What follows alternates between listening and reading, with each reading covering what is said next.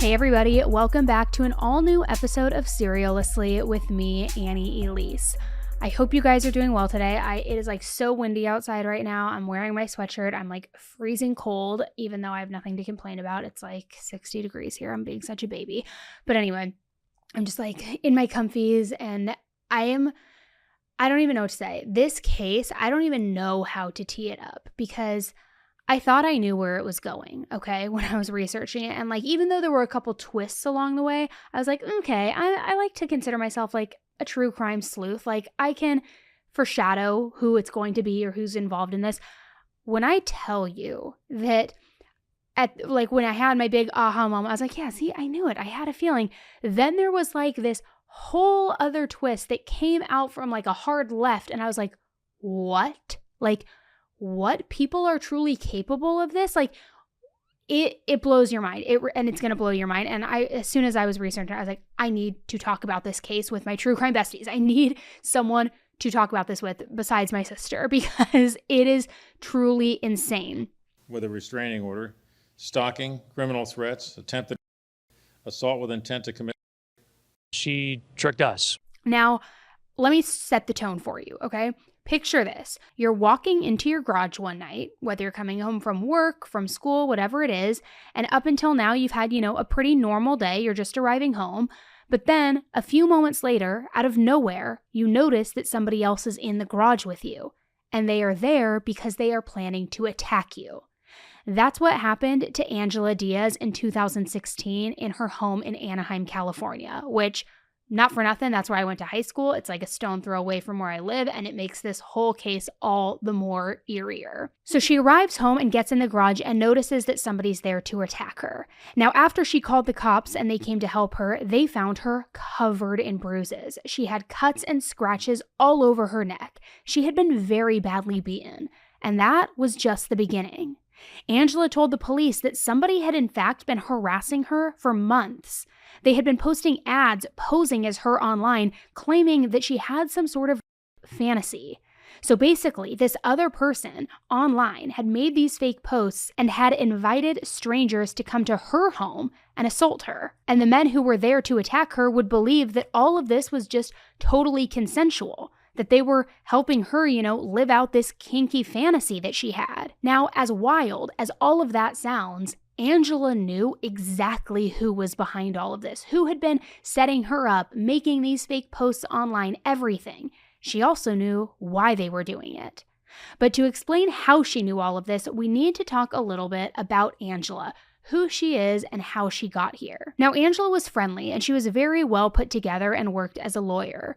She came across like one of those people who, as soon as you meet them, you want to get to know them. You want to be around them all the time. And Angela was married to a man named Ian Diaz. Now, Ian was a deputy U.S. Marshal, which is a very serious job, okay? I mean, it means that he was responsible for things like enforcing federal laws, tracking down fugitives, handling all sorts of high-stakes situations. It definitely wasn't your normal average 9-to-5 job. It came with a lot of pressure and also a lot of risk. And it definitely isn't a job for the faint of heart. So when Ian met Angela, they hit it off right away.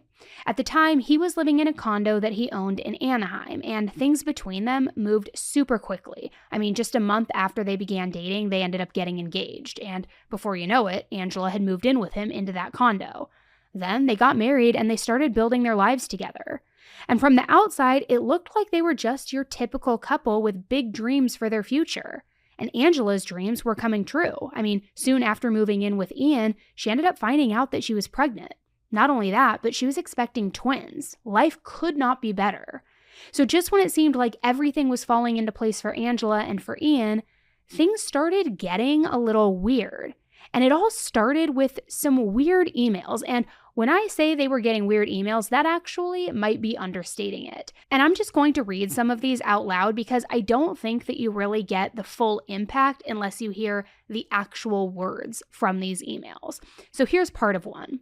I hope you are scared of death tomorrow. Be prepared. Don't sleep. Be watchful of the daughters of God. We will steal your child and we will watch as it dies. He is using you for everything. Don't you see this? He is obsessed with me. I am his treasure princess. "You are nothing. Watch your back tomorrow." Now, as if that's not unsettling and unnerving enough, right? The person who sent these also attached really sick photos to the emails. I mean, I'm talking stuff of like women with their heads chopped off, being cut off, being sexually assaulted, aborted babies. I mean, very disturbing graphic images. So you get the picture. This was for sure scary and unsettling.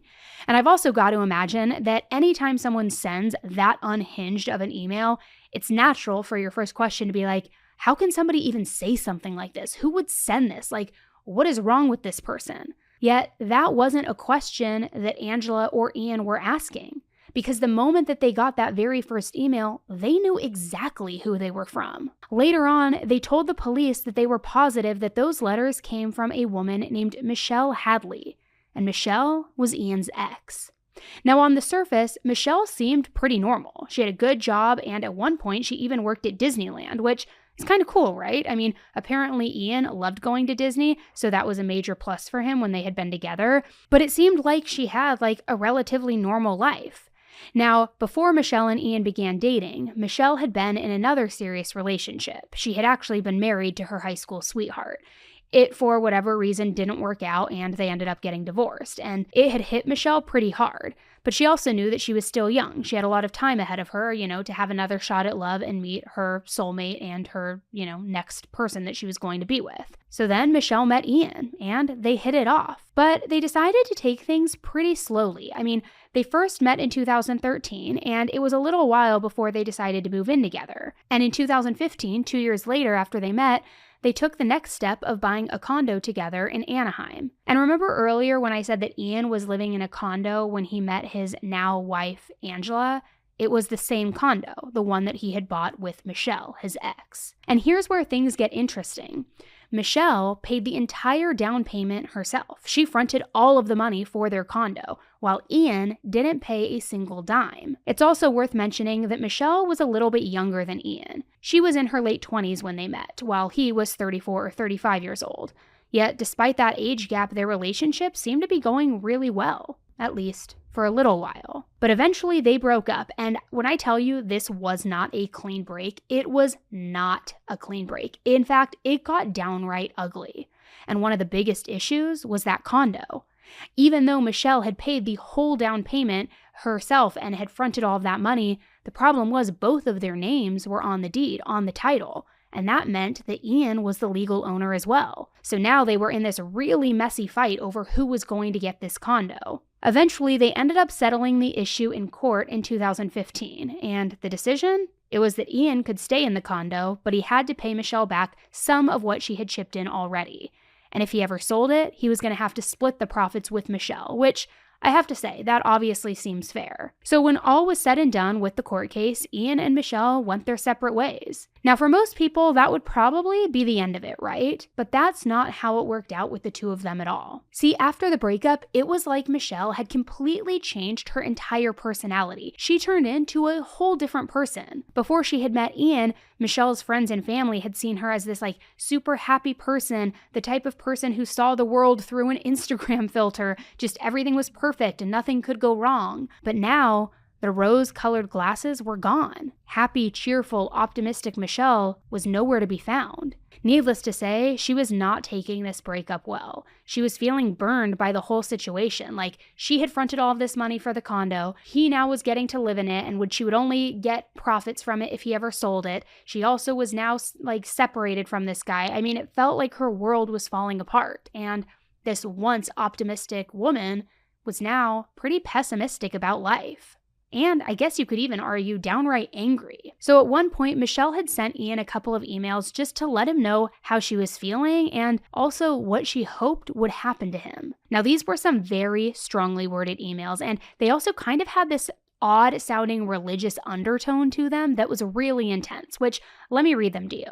Your sins are many, including defiling me and my family with your wicked and evil sexual acts, your financial coercion and irresponsibility, your gluttony, your greed, your lust, your sloth, your wrath, your envy, and most of all, your pride. I will bring the full force of the law and to the word of God against you to judge you. Again, like kind of bizarre and would definitely make me pause and be like, what's going on? Who would write something like this? But as for Ian, he was kind of just left scratching his head when he got these, feeling like, what the heck does our mortgage have to do with the Bible? And these emails didn't stop there. Here's another one. Your end will come and you will relinquish the keys to the earth. Earth is mine, and the title deed to earth belongs to me. There will be no resolution outside of court unless you are willing to bow before the Lord your God. If you are not, then prepare yourself, Satan. So let it be written, so let it be done. Please explain to your real estate attorney that God's law is above all laws. Prepare yourself and prepare your army.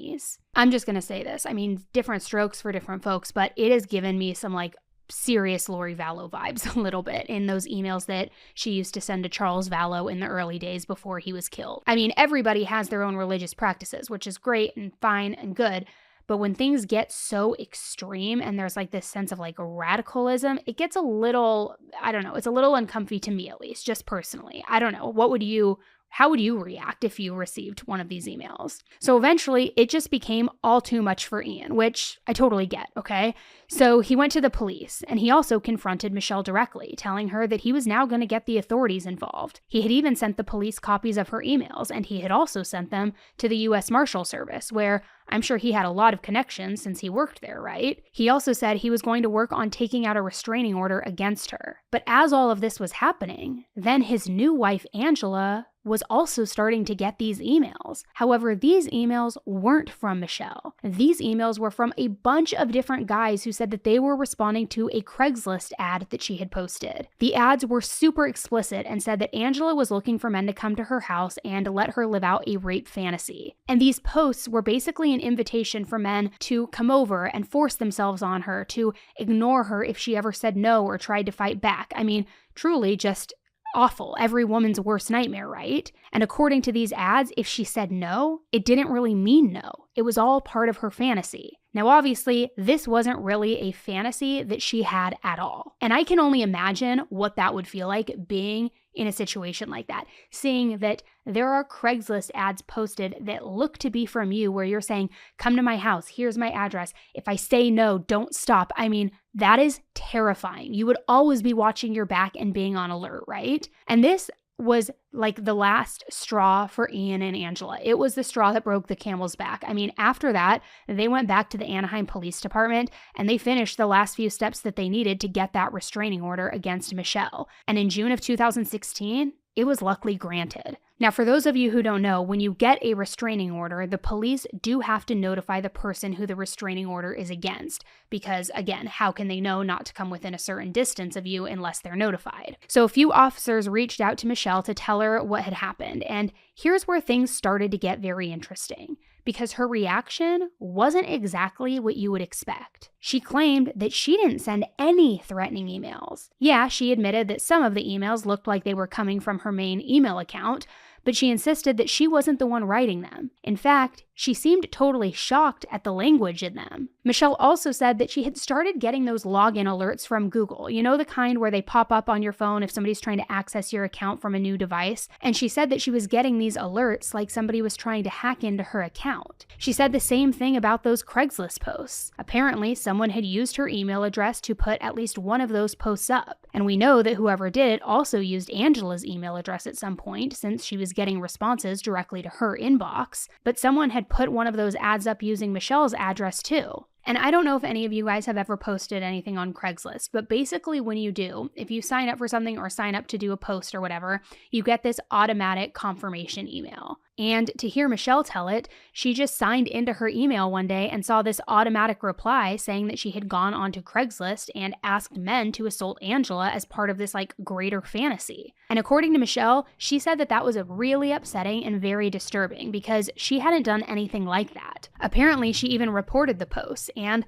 straight up told the people who were working at Craigslist, I didn't write that. So at this point, the police had heard two different sides to this story. Ian and Angela said that it was Michelle who was sending them these intense, threatening emails, but meanwhile, Michelle was like, wait, hang on a second, that's not me. Somebody is out there pretending to be me. Now, from the sound of it, the police didn't really believe her story about being hacked or being impersonated online, not for like a single second.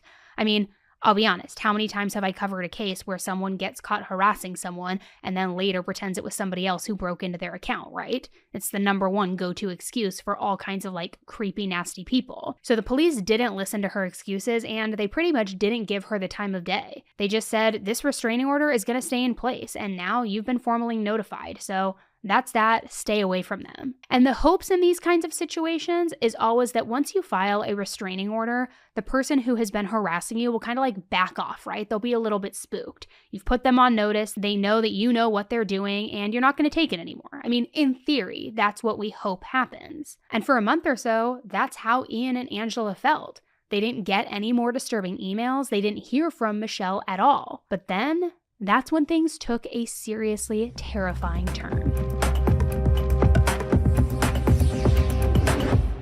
This episode of Serialously is brought to you by Wild Grain. All right, besties, I gotta tell you, you know I love my carbs. You know I love my sandwiches. My death row meal is actually a turkey sandwich. That's not a lie. It's totally true. I love my carbs.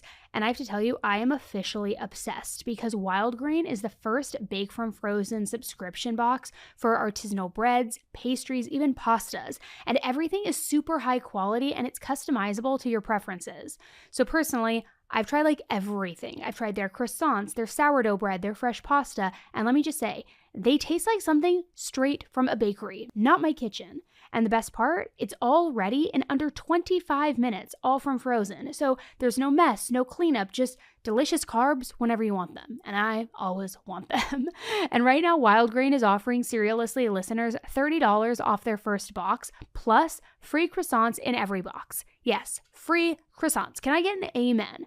Just go to wildgrain.com/AE to start your subscription or use promo code AE at checkout. That's wildgrain.com/AE. Trust me, this will make your weekly meals so much easier and way more delicious.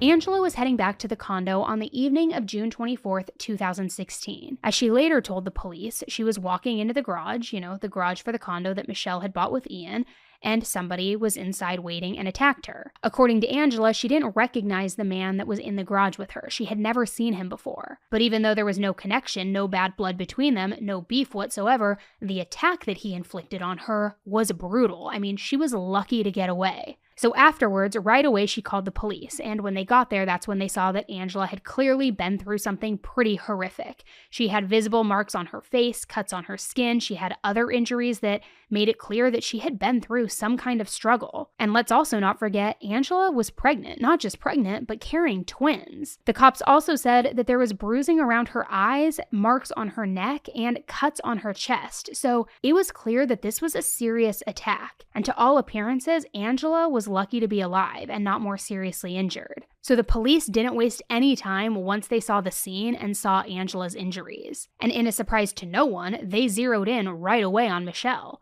She had a motive, she had a history with Ian, they already had those bizarre threatening emails that had come from her, so she was arrested. But by the next day, thanks to her parents, she was able to post a $10,000 bond and get out of jail. And guess what?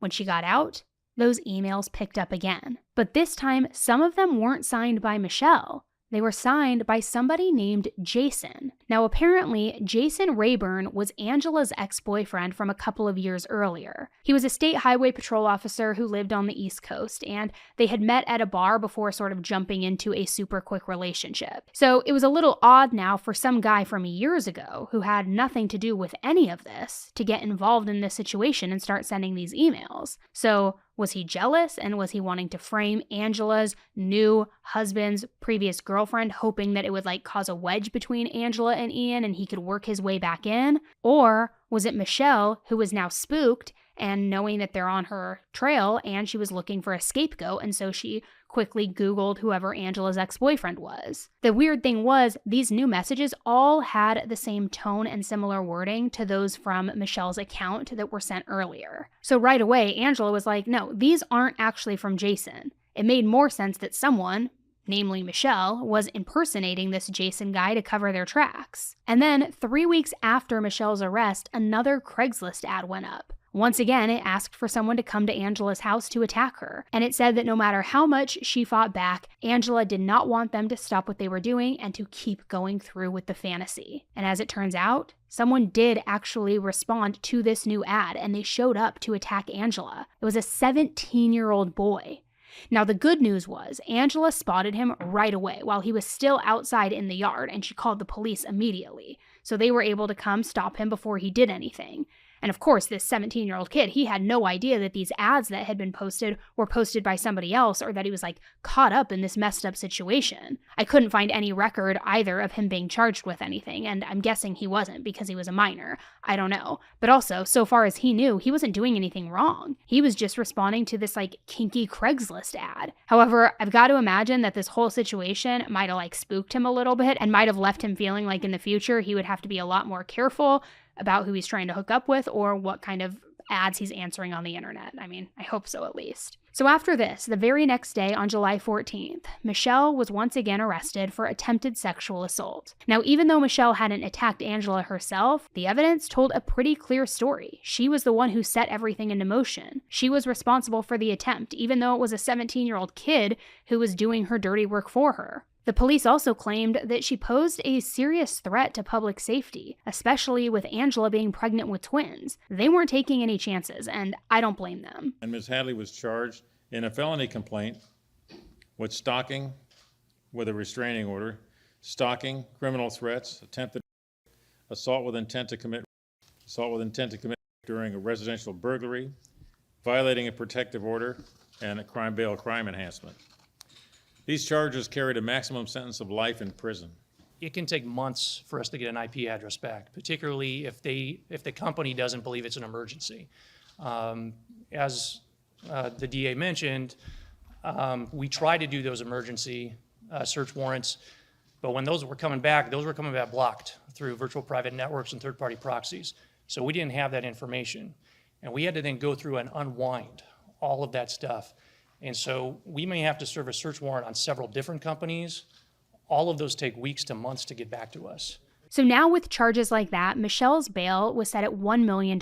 And that's not exactly the kind of money you can just pull out of your back pocket, right? Even with help from your parents. So obviously the hope now was that she was going to finally leave Angela and Ian alone for good. If she couldn't get out of jail, she couldn't post any more disturbing ads online, she couldn't email them, and hopefully everything would get under control. But still, even after all of the emails and all of the Craigslist posts and now 2 arrests, Michelle still said she was innocent, completely innocent. According to her, she never sent Angela a single email, not a threatening one or otherwise. She had no reason to talk to her at all. Apparently, Michelle's family thought she was innocent too, and they wanted to do what they could do to help her, but they didn't really have many options, so they gave her a choice. They said, we can either bail you out, or you can get a really good lawyer, but we can't afford to do both. And meanwhile, the media coverage was just shredding Michelle to pieces. So Michelle knew that a short-term solution like getting out on bail wouldn't help. Even if she paid the bond amount and got out, everybody hated her, and she still was going to have to face the court system. And like I said, the public had turned on her. Everybody thought she was this criminal mastermind who was setting up her ex's new wife to be attacked in a sexual way. There was no way that she was going to be able to live a normal life with that hanging over her head. So she made the decision. She told her parents to skip the bail and to get a lawyer instead, which I have to say was probably a smart move on her part considering how serious these charges were. Now, as a random side note, Michelle was lucky and did not get a scary cellmate. In fact, she was staying with an elderly woman who she became very close with over time. The woman was in jail on kidnapping charges, and I wish I knew more about her backstory, but that's really all I know. But all to say that it makes sense that Michelle was making friends, making connections on the inside, because it looked like she was going to be in there for a long time. Meanwhile, the police were about to learn a lot more about Angela. Now let's talk about Angela's ex, Jason. You'll remember, he was also apparently sending her weird emails. He was the one who lived on the East Coast, but then after the first arrest, the emails started being signed from him, even though they were in the same tone as Michelle's emails. And Angela was also pretty sure that those emails were not from him. So when she and Jason had been dating, it started out like a lot of relationships. They realized that they had a lot in common and things moved very, very fast. But to be fair, there was a reason for things to move so fast between them, because Angela didn't feel like she had any time to waste. Early on, not long after they started dating, Angela confided in Jason that she had been diagnosed with cervical cancer. She was very sick and she was not in a state to take care of herself. So because of that, she and Jason decided to move in together. It wasn't necessarily a case where they said, hey, we've been together for a while, let's take things to the next level, but it was more of a situation where Angela literally couldn't be on her own anymore. So this new guy who really cared about her decided to step up. And I mean, Jason actually seemed like a really nice guy. He even had a special needs son, which that would have been a lot of work for him to take on even without Angela in the picture, but he made room for her in his life as well. Now, right before her treatments were supposed to get started, Angela made the brave decision to shave her head herself. And according to her friend at the time, someone named Mary, Angela tried to be this happy, upbeat person that she had been before because she didn't want this serious illness now getting in the way of that or stopping her from living her best life. So she decided, I'm going to just take things into my own hands. I'm not going to wait for the medication to make my hair fall out. I'm going to shave my head myself and I'm going to kick cancer's ass, basically. But here's where things started to get weird. Even though she was in the middle of chemo, which can be so incredibly intense and hard on your body, Angela didn't seem to be making the kind of lifestyle changes that you might expect. She was still drinking wine, she was eating sugary foods, she had none of that loss of appetite or severe fatigue that people usually go through. And of course, everyone's body is different and people are allowed to process things however they need. So even though Mary thought it was odd, she didn't want to say anything or risk coming across as overly critical of Angela. I mean, her friend had cancer after all. But then one day, when Angela and Mary were hanging out, Angela said something totally out of left field. It was a complete bombshell.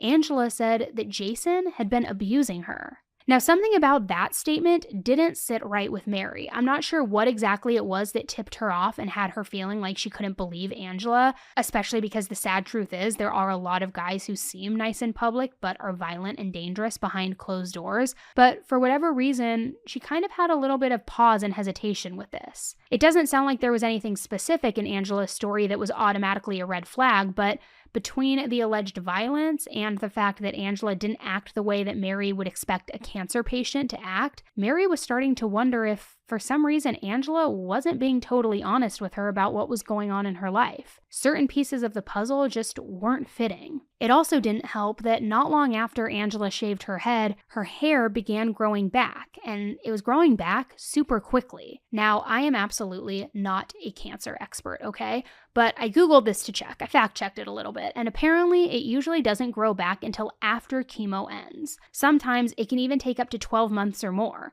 It's even possible for hair to look different when it comes back in, thinner, straighter, patchier, that sort of thing. But Angela's came back in much faster than it normally would. And it also looked the exact same as it had before she had shaved it. And I'm not saying it's impossible, but it was all kind of starting to be this bigger pattern with everything else. And it was notable. It was weird. And Mary wasn't the only person who was starting to second guess what Angela had told her. Jason was also starting to pick up on some things. The biggest one being that Angela never asked him to drive her to the doctor's appointments or to pick her up afterward. He would have been happy to do it, and since they lived together, it made more logical sense for Jason to do that than for Angela to reach out to some friend or someone else. And of course, it's not like she would have been able to get herself home from chemo. I mean, she was feeling exhausted or nauseous, right? But never, not once in their entire relationship, did Angela ever have Jason take her to or from the doctor. Now, when Mary was having these doubts about Angela, she sort of just let them nag at her. She didn't act on her suspicions. But Jason, he took things to another level once he was doubting on what Angela was telling him. And frankly, he kind of took them to a pretty intense degree. But I guess when you have big doubts, you've got to make big moves to address them. I don't know. But he reached out to a friend and told them the date of Angela's next appointment, the date she was scheduled to go in and receive chemo. And then he asked that friend to stake out Angela's house all day, see when she left, who she left with, what was really happening. And guess what? Angela never left the house that day. All right, let's talk about sleep, because if you're like me, you know just how precious it is. And I gotta tell you, a while back, I felt like I was really struggling because even though I would sleep really well, I would wake up in the morning and my hips would hurt, my back would hurt, and I was like, is my mattress too firm? Is it too soft? I had all these aches and pains, but like the true procrastinator I am, it took me forever to do something about it. But then everything changed when I switched over to a Helix mattress. I took their sleep quiz and then it matched me with the perfect mattress for my body and for my sleep style. And ever since then, guys, I'm telling you, it has been life-changing. I wake up refreshed. I have no more back pain. I even noticed that my sleep score on my Oura Ring improved. And my mom also spent the night not too long ago to watch my kids with me, and she slept in my bed and she was like, oh my God, this mattress, it feels like a moon cloud. It's so comfortable. So I got her on it, and then I ended up shipping her a Helix mattress too, because it's just that amazing. I have the Sunset Luxe, and it honestly is like I said, life-changing. It is so soft. It feels just like a pillowy cloud every time I get in bed, and it's the best. So if you've been thinking about upgrading your sleep, now is definitely the time, because Helix is having their Martin Luther King sale where you will get 25% off site-wide plus 2 free dream pillows with your mattress purchase. Just go to helixsleep.com/serialously to grab this amazing deal. That's helixsleep.com/serialously. HELIX sleep.com/serialously. 25% off site-wide plus 2 free pillows. Trust me, your future well-rested self will thank you.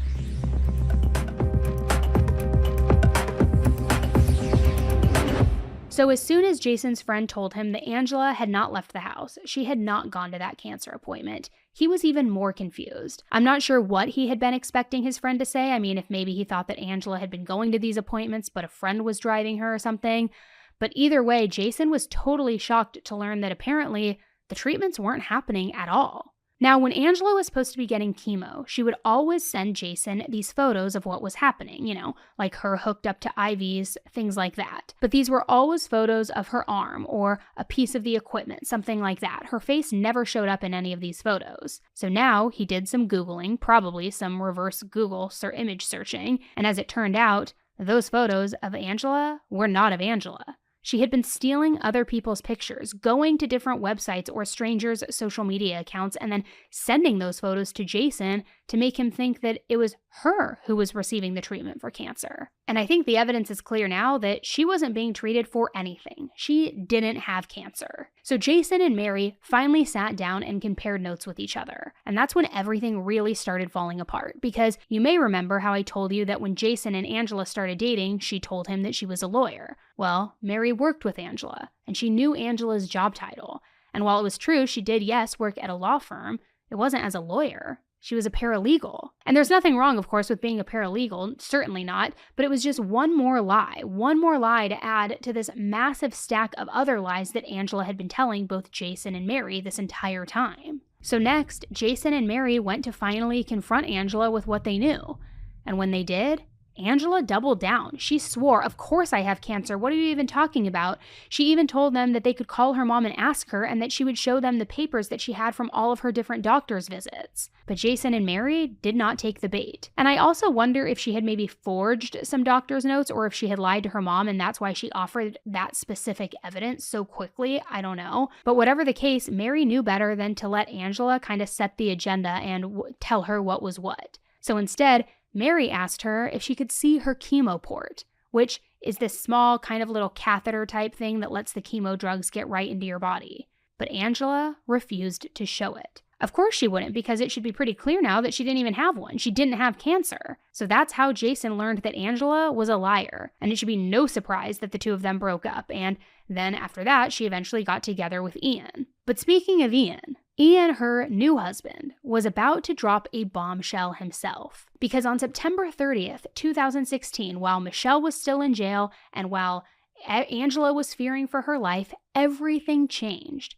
Because that's when Ian finally sat down with the police and offered to clear everything up. He said he was ready to tell the truth. He was going to tell them everything. And Ian told the investigators that he believed that his wife Angela was actually framing his ex Michelle. Which, yes, you heard that right. The guy walked into the Anaheim police station and was like, "I think my wife is behind all of this." And then he kind of just unloaded a massive list of lies that Angela had allegedly told him. First being her pregnancy with twins. It was total fake news. Apparently, she was never pregnant at all. Apparently, Angela even showed him a sonogram, but then later Ian found out that she had bought it off of Etsy for less than $10. And he said that when he figured that out, he was totally done with her. He even annulled the marriage since they had been married for less than a year. And get this, that wasn't even the biggest lie that Angela had ever told him about herself, which we will get into in a moment. And like I said, guys, just when you think the twists are done coming, they are not, because we have still got a ways to go.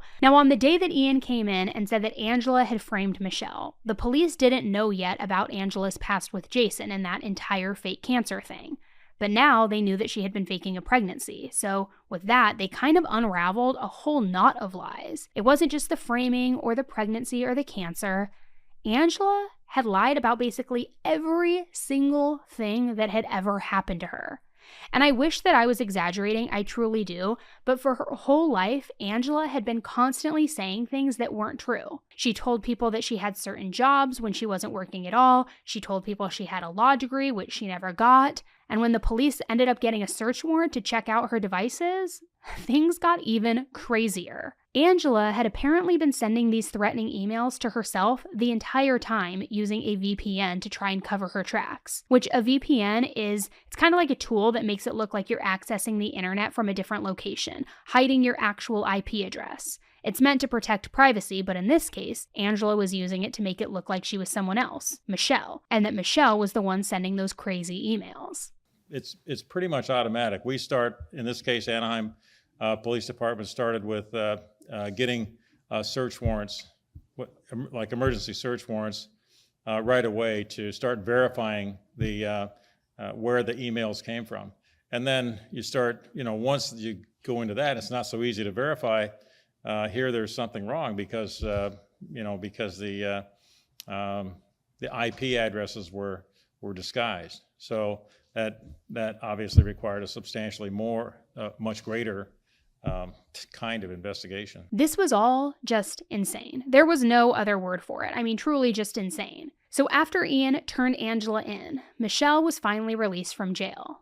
However, by that time, she had already spent nearly 3 months behind bars. 3 whole months of her life that she lost because of Angela's just crazy vendetta against her. Because as it turns out, Angela had been Googling the movie Gone Girl. I mean, you know the one about a woman who fakes her own death and then frames her husband for it. It's not exactly the same story as what happened between Angela and Michelle, but the broad strokes were the same and everything. And remember the time that she claimed that she was attacked in the garage and then called the police, who showed up and found her with bruises and scratches and marks? Well, yeah, it turns out that whole thing was fake too. Angela had staged the entire thing. Remember when Angela supposedly got attacked that first time? She said that somebody jumped her in her garage and that she managed to get away, by the skin of her teeth, and she called the police and she was covered in all of those cuts and bruises when she got there. Well, it turns out she really did fake that attack. And when she did that, she forgot to keep in mind that there were security cameras all over the condo. Now, the police didn't check them at first. I mean, they believed Angela's report and they didn't think to question it.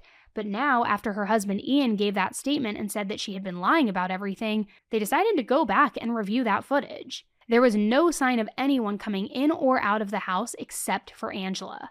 No one broke in, no one tried to assault her, and the police didn't actually see how she got all of those injuries either, but their assumption was that she had done it to herself. Now, the second time around, when the 17-year-old boy showed up, that probably was real. He was an actual person. And the police talked to him, he was on the security cameras, all of those things, but the officials knew that the only reason he came to the house is because he had seen that Craigslist ad. He thought that Angela wanted to hook up with him. And as we now know, Angela did in fact lure him in, even if later she said that it was something that Michelle had done to her. It was really her who set that trap. It's also worth noting that this teenager never laid a hand on Angela. She saw him approaching before he even got anywhere near the house, and then that's when she called 911, and that's when the cops got there. He was still in the yard, and that's when they started talking to him. So he had never even made it inside. So she was never in any real danger from him whatsoever. Now, with all of these lies kind of like coming to the surface, the biggest question was, why? What the hell was Angela's motive for all of this? Well, when the police searched Angela's computer, they found 2 Word documents. One was titled The Angela Diaz Story, and the other was Daughters of God, The Angela Diaz Story. And these 2 documents, guys, they were movie pitches. As in, she wanted to have her own Lifetime movie. She literally staged all of this, sent another woman to jail, all of this complex craziness so that she could be famous. Now, guys, that's not the twist I was talking about either. Just you wait, because we're going to get there. Now, in all fairness, aside from the Lifetime movie, it does sound like she did have one other motive. It's still not a good motive. I mean, what would be in this awful situation? But it was at least a little bit more understandable, something a little easier to wrap your head around. And it all stemmed from that dispute between Michelle and Ian over that condo, the condo that Michelle had purchased. Ian was desperate to stay in it, but he couldn't afford to. The terms that they had settled in court also meant that Ian would have to pay the entire outstanding mortgage, the amount that hadn't been paid off yet. And he'd also have to pay Michelle back for some of what she already paid. But if Michelle was in jail or, say, in prison, she couldn't come after him for any of that money. So once Ian and Angela were then living in that condo together, they kind of both were in agreement that they didn't want to lose their home or move out. So because of that, the natural conclusion to them was they needed to get rid of Michelle, which is why Angela pulled off what she thought was going to be the perfect crime. Instead, after months of police investigations, the truth finally caught up to her. So on January 6th, 2017, Angela was arrested and finally charged with 10 felony charges and 22 misdemeanor charges, including a kidnapping charge. I'm here to announce the filing of a felony complaint against Angela Marie Diaz by the Orange County District Attorney's Office. The charges include numerous felony charges, including 2 counts of kidnapping, 2 counts of false imprisonment, perjury, 2 counts of forgery, 2 counts of possession of a forged instrument, grand theft, 1 misdemeanor count of filing a false report with an agency, and 21 misdemeanor counts of filing false police reports. As important as the filing of charges against Ms. Diaz is, the dismissal of the previous complaint and the exoneration of Michelle Suzanne Hadley is every bit as important. I wanted to make sure, however, that Ms. Hadley is cleared in every possible way, in the courtroom and in the court of public opinion. It needs to be made clear in the media and in cyberspace. Ms. Hadley is an innocent victim of a diabolical scheme. The kidnapping charge is based on Angela Diaz's her activity in getting Ms. Hadley arrested, and the police are actually operating as her agent, in a sense, or they're operating because of her. She's causing them to make the arrest and to take her to jail. So that's essentially it. That's what it's based on. Later that year, Angela went to court, and she eventually pleaded guilty to all of it. And somehow, get this, she was only sentenced to 5 years. That's right, 5 years. I truly do not get that. And that was in 2017, if you remember, which means that the 5 years have gone by, and this woman is now out there and free, the mastermind behind this whole thing. And the fact that she lived in Anaheim freaks me out. Don't come for me, Angela. Don't come for me. 31-year-old Angela Diaz is accused of 10 serious felony crimes in a scheme to get her husband's ex in big trouble. Prosecutors say Diaz placed disgusting sexual posts and threats online while pretending to be Diaz. She then reported Diaz to police, who arrested her. Police say it was a sophisticated plot with fake IP addresses and special software. She tricked us. So we had all the evidence that we had at that point pointed at Ms. Hadley. But as we found out, it now appears that Angela Diaz was the one behind everything. Michelle Hadley was cleared of all charges on Monday. Well, that's not exactly the end of the story, because it is not nearly the end of what was really going down in this situation. All right, this is for all my restless people out there who have aches and pains, who can't sleep, who just have so much stress, because if you can't remember the last time you slept all night or didn't feel stressed out during the day, you need to hear about CBD from CB Distillery. They've got natural solutions for sleep and stress that people cannot stop raving about. I mean, check out some of their 48,000 five-star reviews. They say, the best sleep I've gotten in years, and I wake up feeling refreshed and ready to go. And it's not just sleep. They have plant-based solutions that help with stress, mood and focus, even pain after exercise, all made with high-quality, clean ingredients. Now, personally, I love their CBD oil because it's a clean and natural way to relax after like one of my very busy, very hectic, very psychotic days. And I always wake up feeling refreshed and ready to take on the day. So it's been a total game changer for me. And look, I know there is a lot of CBD out there, but I trust CB Distillery for their commitment to quality. That's why they have over 2 million satisfied customers and offer a 100% money-back guarantee. And I've got a 20% discount to get you started. Visit cbdistillery.com and use code AE for 20% off. That's cbdistillery.com, code AE. cbdistillery.com.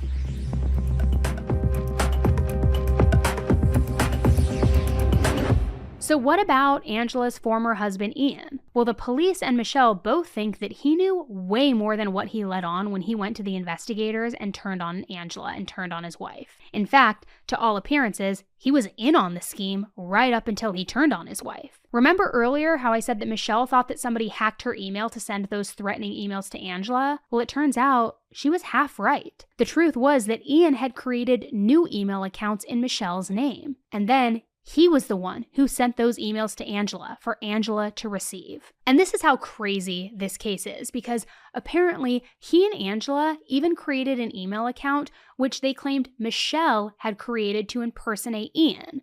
So in reality, it was Ian impersonating Michelle impersonating him. I mean, it's like you need a Venn diagram and like a flowchart to keep track of all of this. And get this, Ian was also the one who posted on Craigslist all of those ads asking men to come over and attack his wife, his pregnant wife. He was the one posting those. So in 2023, he was also sentenced to over 10 years for cyberstalking, conspiracy to commit cyberstalking, perjury, and obstruction of justice. Which, I gotta just say, the fact that he got a bigger sentence than Angela, she only got 5 years, I don't know if that really equates. I don't know how I feel about that, and I'm curious to know your thoughts. But honestly, it probably shouldn't be all that surprising that Ian was in on this, especially when you hear about his history with Michelle and what their relationship was like before they broke up, because the details are disgusting. Now, at first, it seemed pretty good, kind of like dreamy, actually. Just after a couple of dates, they were apparently in love with each other. Eventually, Ian proposed to Michelle, and to do it, he took her to New York City. He got down on one knee right in front of Rockefeller Center, in front of that Christmas tree. I mean, just insanely beautiful, insanely romantic. Then, they moved in together, as we know, and sometime after that, in 2014, Ian started to get a little weird. Kind of controlling, at least according to Michelle. She claimed that he started asking her to dress differently, as in wear more revealing clothing. Apparently, Ian had a thing for crop tops, and he wanted Michelle to wear crop tops more often. Then, he wanted her to get her belly button pierced. And it's not like this was a case where Michelle had already, been thinking about getting a piercing or toying with the idea, and then he encouraged her to do it because it's what she ultimately wanted. No. Michelle, in her own words, was a self-proclaimed goody two-shoes. She wasn't into body piercings. But Ian wanted her to make this one very specific change to her body because it was something that he says he would like. So things were kind of getting a little weird. And then after a while, Michelle started to get this odd feeling that Ian might be tracking her. I guess he was sending her these messages asking her why she wasn't home on time for something or where she was or things like that. Even if she was literally only running a couple of minutes late, there would really be no reason he would even know that she was late somewhere. It's not like she was a late person and that person would have been reaching out to Ian asking where Michelle was. It wasn't anything like that. There was really only one way for Ian to have so much information on where she was going and when. And in Michelle's mind, Ian had to be tracking her somehow. But that's not even the worst of it, not by a long shot. Apparently, Ian had a fetish where he thought that it would be hot if Michelle had sex with random men that she didn't even know. And that was not Michelle's jam. She didn't want to do it. But even after she told Ian no and that she was very clear in the fact that she didn't want to do it, he just kept asking her, kept pursuing it, sort of pushing her boundaries. And it became very high pressure, and the message was clear. He didn't care about what she was comfortable with. He only cared about what he wanted. Well, on Valentine's Day in 2014, literally on Valentine's Day, things changed. See, Michelle had a really bad cold that day, and she was taking all sorts of medicine to try and get it under control. And I'm sure a lot of us have been there, right? You're on the strong stuff. It affects your judgment. It affects your thinking. There's a reason you're not supposed to operate heavy machinery when you're drinking cough syrup. There's also a reason why they sell it behind the counter now. And Michelle was kind of in this sort of cloudy mental state. And once again, Ian asked her to have sex with a stranger and to let him watch. And even though Michelle felt like literal garbage and the last thing that she wanted to do was just hook up with some other guy, she was also sort of worn out and tired from constantly shutting Ian down and constantly telling him no. So this time she was like, okay, sure, we'll do it. Well, Ian did not waste any time at all. He didn't even want to give Michelle a chance to get over her cold and sober up from all of that cough medicine and change her mind. So that very same day, he posted on Craigslist, which, God, this guy loves using Craigslist, right? So he found someone who would let him live out his fantasy. And he gave this guy his address and made all of the plans about when this guy should come over. Then, before the guy could even come over and, do his thing, Ian gave Michelle 3 shots of whiskey. Maybe he tried to convince her that it would help her relax, maybe take the edge off of her nerves, I don't know. But it's important to remember that Michelle drank the whiskey while she was already woozy and out of it because of the cough medicine. So when she added alcohol to the mix, she definitely felt like she was not in a position where she could consent. Not that Ian cared at all. He even set up cameras in the bedroom so that he could record the entire hookup and rewatch it later. So that he could get to relive this whole fucked up situation over and over again. Truly gross. And it was messed up. No question there. Because Michelle had already made it crystal clear to him that she didn't even want to do this in the first place. It just wasn't her thing. But Ian had ignored her boundaries and had pushed her when she was sick, when she was vulnerable, when she was impaired, and not only just getting her to do it, but then going so far as to wanting to record it so that it was something that he could revisit and rewatch over and over again. So once the stranger was done with her, they had had sex, had it all on tape, all the things, Michelle felt sick to her stomach. She eventually went back to Ian and told him that for her, it wasn't this dirty, naughty fantasy fetish thing like it was for him. For her, she felt like she was a victim of a sexual attack, which I gotta say, yeah, she was. She was drugged. She was out of it. She certainly didn't give enthusiastic consent. But when faced with the reality of what he had done, do you think that Ian was apologetic? No, of course not. When Michelle told him how she felt, Ian became angry. He lashed out at her for even daring to feel violated. Which to me, I don't know the inner workings of their relationship exactly, just what Michelle has alleged and what he was doing in terms of tracking her and then the sex with random men, the Craigslist posting, all of those things. But to me, it seems pretty indicative of escalation. And who knows where things could have gone had Michelle stayed. But luckily, it should be no surprise that after all of this, the relationship eventually broke down. So that's when they broke up, and that's when they ended up fighting in court over the condo. Then, after that settlement, Ian emailed Michelle one time telling her that he needed to see her, but he wouldn't say why.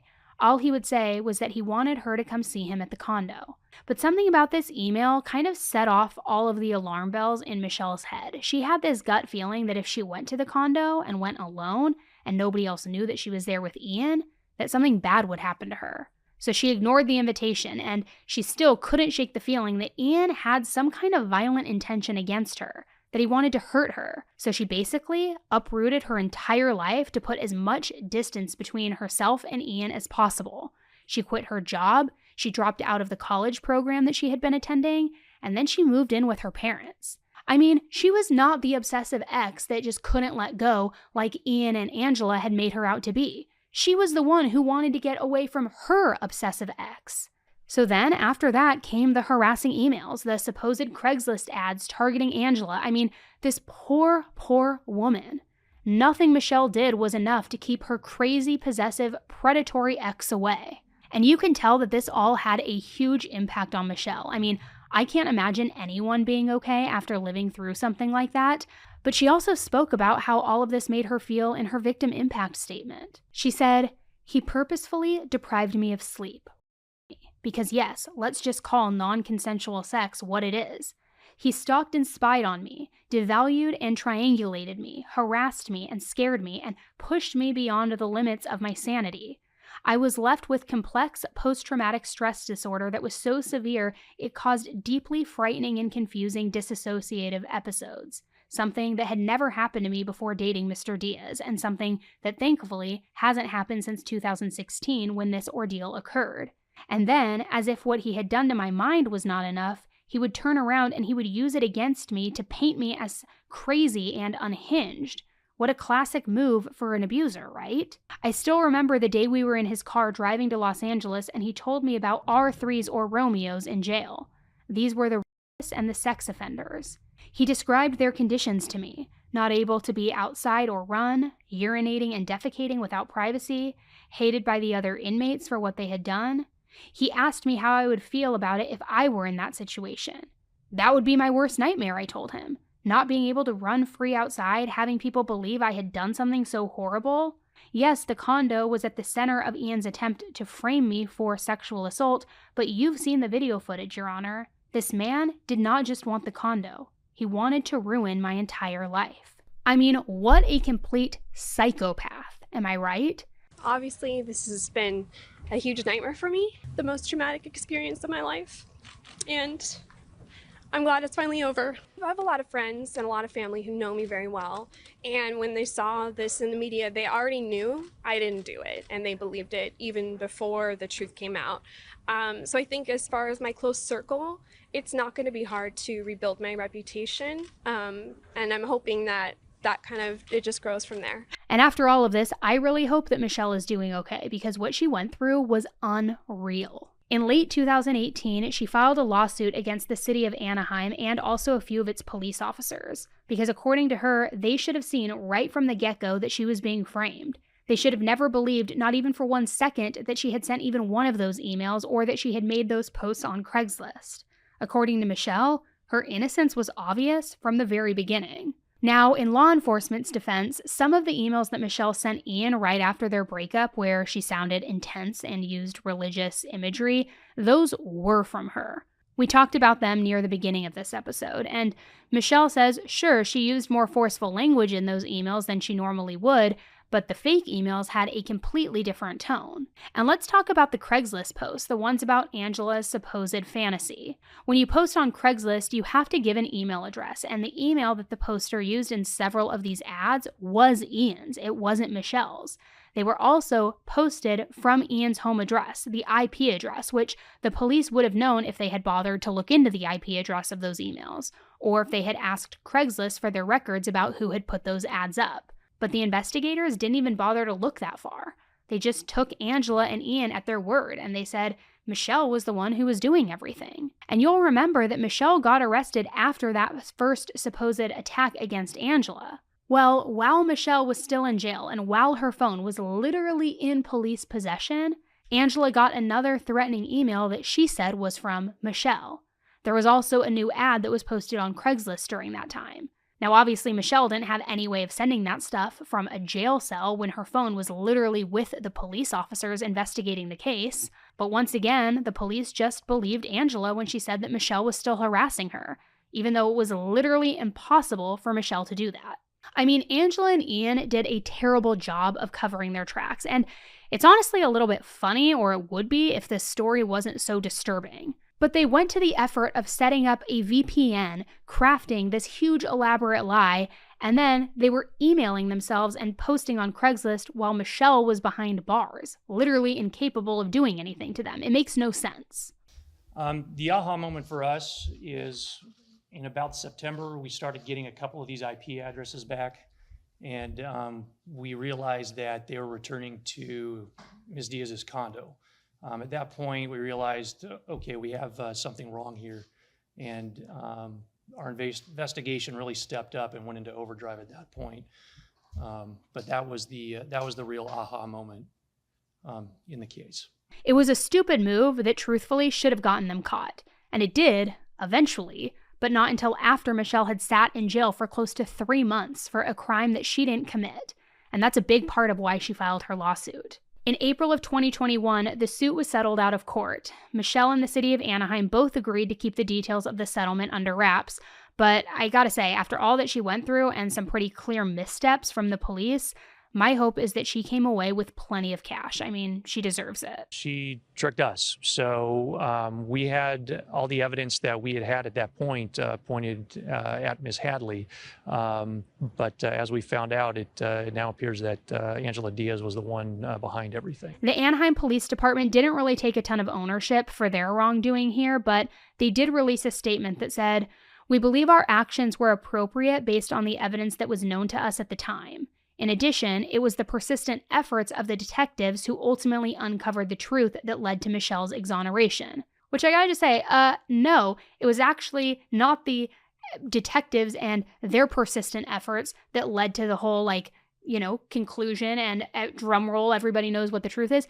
It was Ian giving them Angela right there on a silver platter, turning on his wife, probably trying to save himself, but that's what cracked this whole case wide open. Not your persistent work. It was him literally coming to you saying, "I'm ready to tell you the truth." It was Angela. And that's what untangled everything. I mean, give me a break. I don't know. I know that this one was for sure a wild one today. So I know it got a little confusing there for a minute, but I appreciate you sticking with me.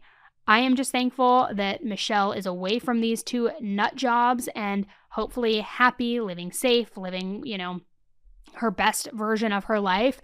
But the fact that Angela is already out and the fact that Ian will be out in just a couple of years, that scares me. They are like two diabolical humans to me. And who knows if they'll end up getting back together or if they'll just prey on new people. Maybe Angela already has. I don't know.